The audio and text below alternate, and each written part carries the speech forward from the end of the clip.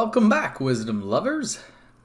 This will be the final part of our first lecture, looking at what is philosophy. Thus far, we've defined philosophy as the love of wisdom. We've explored its emergence in ancient Greece as a reaction to the mythological and mystical orientation. We also see part of the way of life that a philosopher pursues is one that seeks to attain a cosmic understanding. We'll conclude now by looking at the value of philosophy. What is the value of a love of wisdom? What is the value of seeking a cosmic understanding of oneself and nature? We'll do so by looking at a philosopher from a much more recent era as compared to ancient Greece, which is 2,500 years ago. We'll be looking at Bertrand Russell, who is a 20th century philosopher. He wrote this book whose cover you see here, The Problems of Philosophy, in which he really tries to summarize what's been happening for the last 2,500 years in the history of philosophy. In the final chapter of that book, he discusses the value of philosophy for looking at its history. This is the reading for this lesson, that last chapter, The Value of Philosophy. So to get us started, much like we did at the beginning of this lecture, we'll sort of look together our own thoughts on the topic before we explore Bertrand Russell's. We'll start again with sort of what is it that we believe. We'll spend about 2 minutes reflecting on that. So given what you believe about philosophy, right, what you wrote down for that first discussion board topic, and what you've just learned about philosophy in these previous 2 videos, what do you think the value of philosophy is? In particular, given our course title, Meaning, Purpose, and the Good Life, does philosophy have any value for how you live your life, given the description of it that we've covered thus far? So at this point, look to pause the lecture and spend the next 2 minutes reflecting on what you think the value of philosophy is, given what you know about it thus far. Once you've recorded your response, you can unpause the lecture and continue with the second part.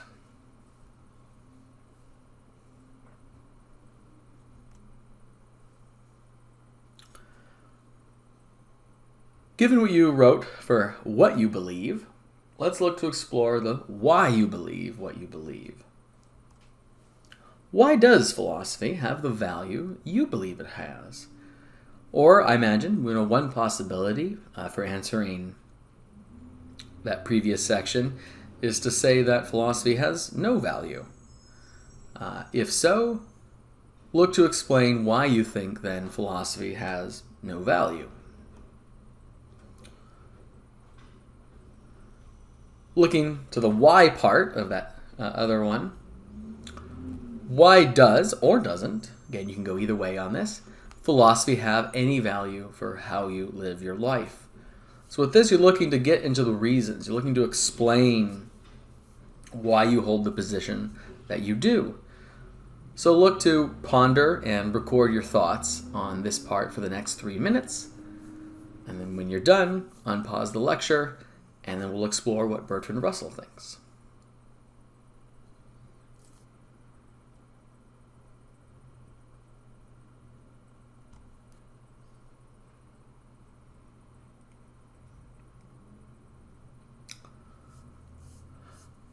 So you have the piece in the module, what is the value of philosophy by Bertrand Russell.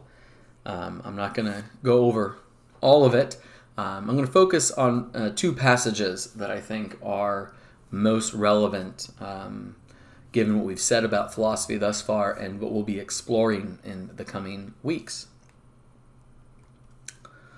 In this passage here, I think Russell really summarizes what he thinks is the primary value of philosophy. The value of philosophy is in fact to be sought largely in its very uncertainty.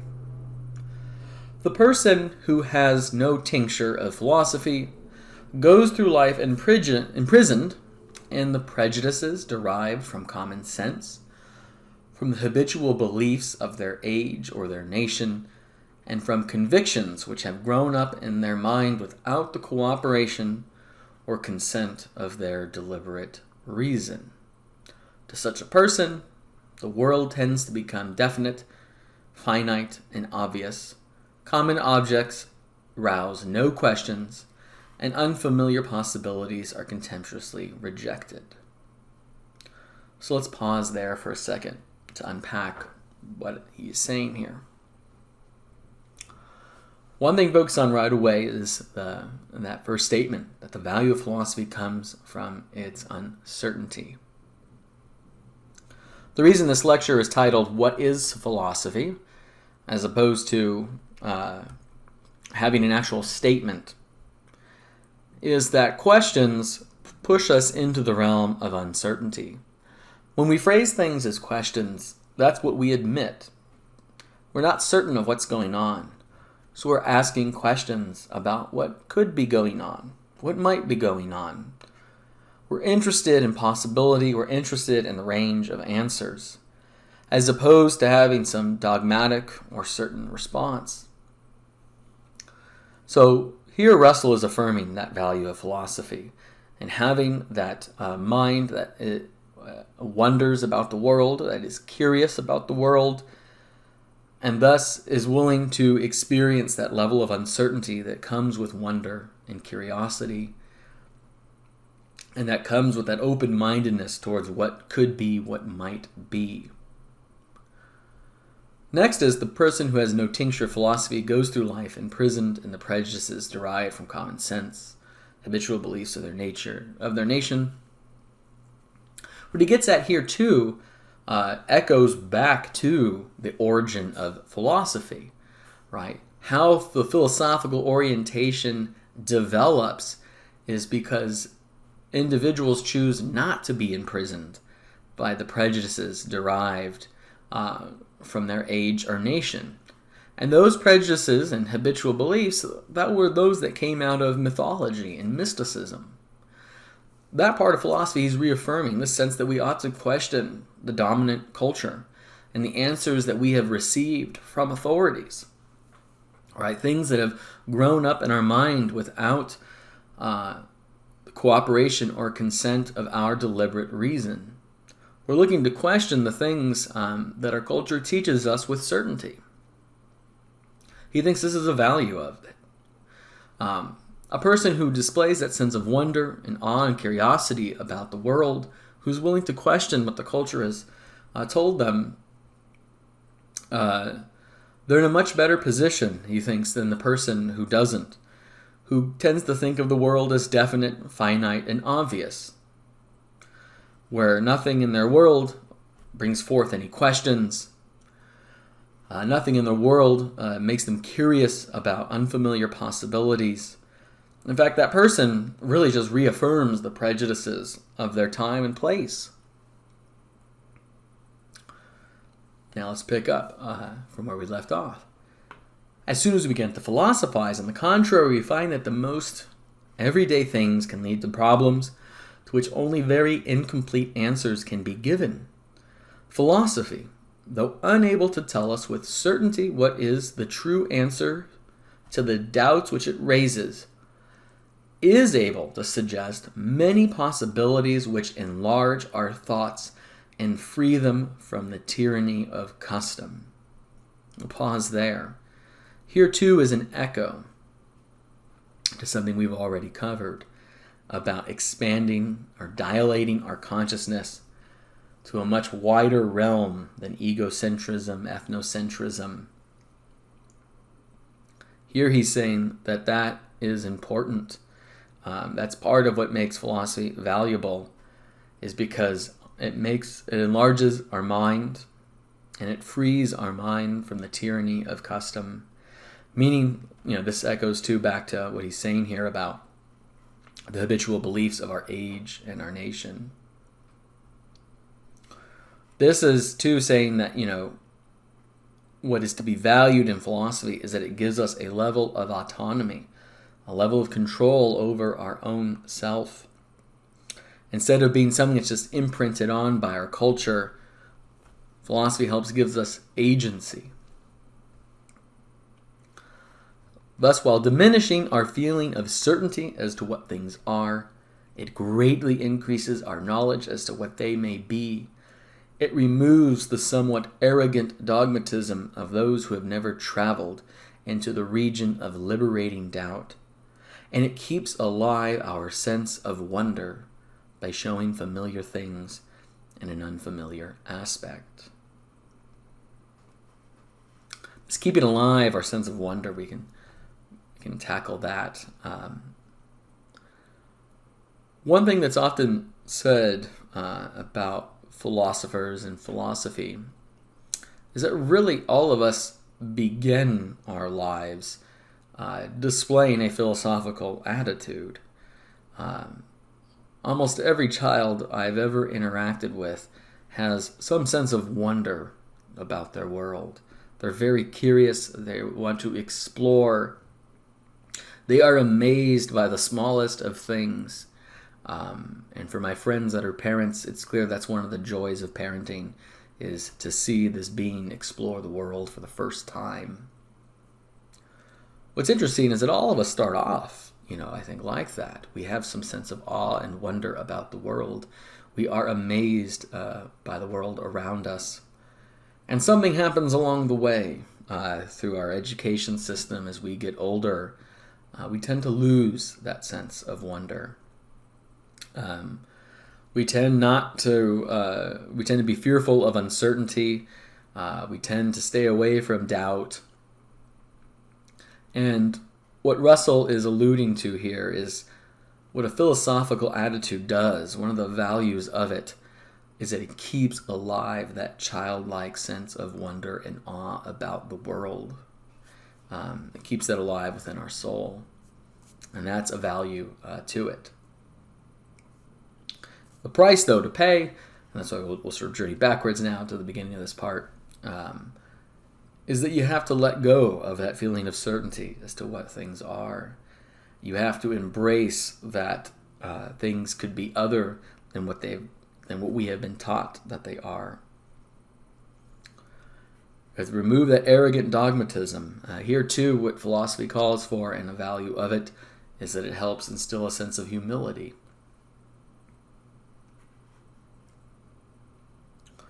Now this, is, I've been adding on to this passage to sort of illustrate more concretely what the value of philosophy is that he's trying to communicate here. In this next passage, I think he's a bit more direct. The mind which has become accustomed to the freedom and impartiality of philosophic contemplation will preserve something of that same freedom and impartiality in the world of action and emotion. It will view its purposes and desires as parts of the whole, with the absence of insistence that results from seeing them as infinitesimal fragments in a world of which all the rest is unaffected by one person's deeds. The impartiality which in contemplation is the unalloyed desire for truth is the very same quality of mind which in action is justice, and in emotion is that universal love which can be given to all, and not only to those who are judged useful or admirable. So what we get here too is that the value of philosophy is not just for our thoughts, but for our actions and our emotions. Here too, I think it's much more explicit than the previous passage, that we look, the value of philosophy is to look to expand our mode of consciousness beyond egocentrism. Because in egocentrism, it's very easy to think that we don't affect other people or other people are not affected by us. Philosophy expands one's mode of consciousness to understand deeply the ways in which we affect the world around us.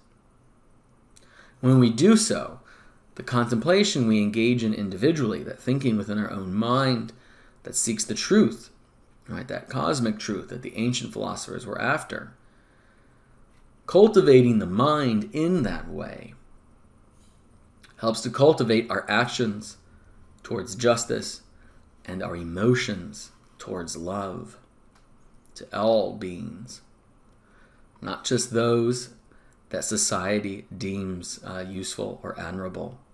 So there's a democratic quality here that sees the inherent dignity of all people and the need for respecting all forms of life. So philosophy, the value of it as an activity to do is to cultivate oneself in this way. Thus, contemplation enlarges not only the objects of our thoughts, but the objects of our actions and our affections, or emotions here.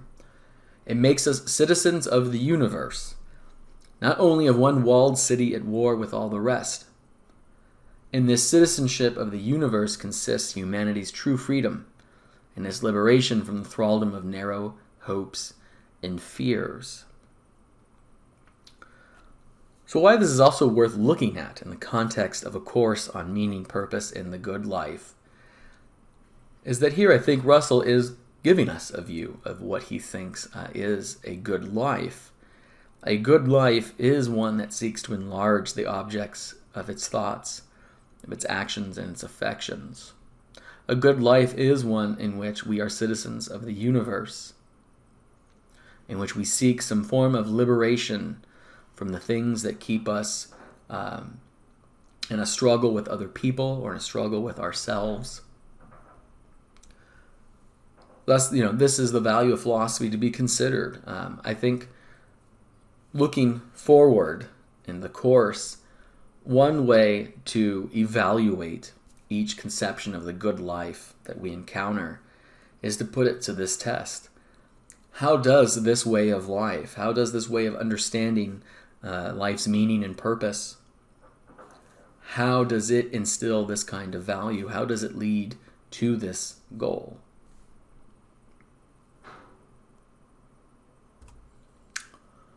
Let's conclude now with the second part of our discussion board topic.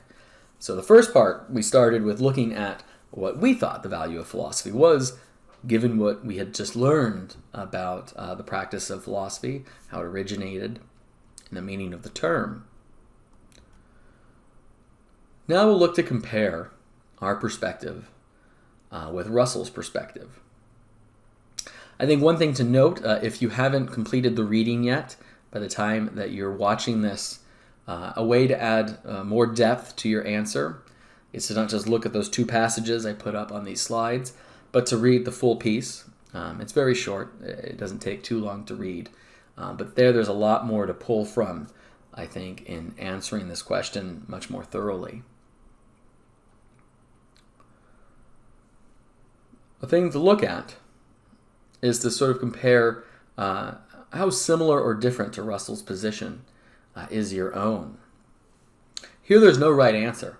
What you're going to see in the next two bullet points is that you can go either way with this question and offer a quality answer. Here I am just seeking your honest answer. It could be that your answer overlaps, that you already have been thinking in a way that's parallel to what Russell is saying.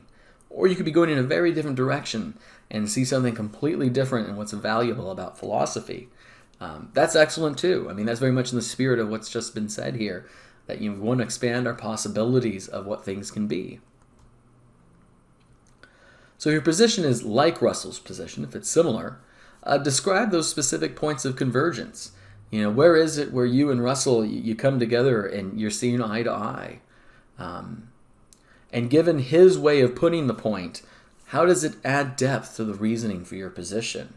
So looking back to that, why you believe what you believe, how does the things that Russell says, how does it add to that? How does it deepen the strength of that position? If your position is different from Russell's, then explain those specific points of convergence or divergence. Sorry, where is it that Russell and you kind of go down different paths and you pull apart? Next, how does Russell's position, since it's different than yours, if this is the case for you, how does it challenge your position? What does it get you to look at that maybe you overlooked in your own answer about philosophy's value? And finally, how does Russell encourage you to maybe rethink your position? Now here too, I'm not, I think one thing to pull from this that would be incorrect is to say that how could Russell change your mind about this topic? That's not necessarily the case. For some, it might be that looking at Russell's response, you come to the conclusion that, that is a better answer than the one I provided. However, that need not be the case. It very well could be that Russell's position gets you to expand your own. And that could be what the rethinking is. Meaning, you're going to validate the points you've made. You still think they're good points, even though Russell's offering a different answer. But you can still then recognize that there are other legitimate points to be made in understanding this topic. That is the hallmark, I think, of doing philosophy well. Philosophy is not about manipulating people to change their position, but rather to maybe broaden their position and definitely to consider the legitimacy of different positions than the one we tend to think is true. This is a good skill in living in a very diverse world in which it's very easy and very likely to encounter an individual who thinks differently than yourself. Philosophy is good practice for that. So this is the last discussion board topic for this lecture. So when it comes to the discussion board itself on Canvas, you can pick either that first topic that we looked at in the first video about what is philosophy, what does it mean to do philosophy. You can you can put your response to that on the discussion board as your initial post. Or you can choose this second topic, both part 1 and 2, and use your responses for those as what you post on the discussion board to engage in discussion with your classmates. Either topic is fine. You don't need to post for both. Just pick one and be sure in your response to indicate which topic you've chosen to craft your initial post around.